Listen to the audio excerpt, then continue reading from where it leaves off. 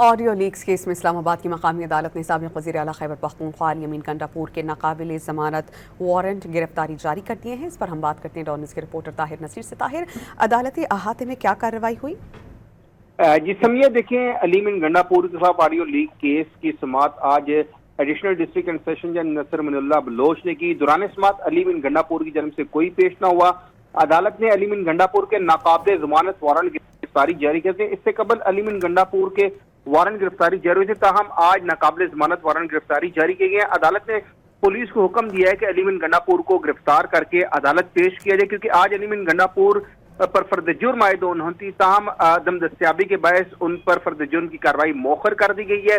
عدالت نے audio leak case کی سماعت 5 دسمبر تک ملتوی کر دی اور پولیس کو حکم دیا ہے کہ علی امین گنڈاپور کو گرفتار کر کے عدالت پیش کیا جائے۔ علی امین گنڈاپور کے خلاف تھانہ گولڑا میں مقدمہ درج ہے اس حوالے سے۔ جی بہت شکریہ، آپ ہمیں اپڈیٹ کر رہے تھے طاہر۔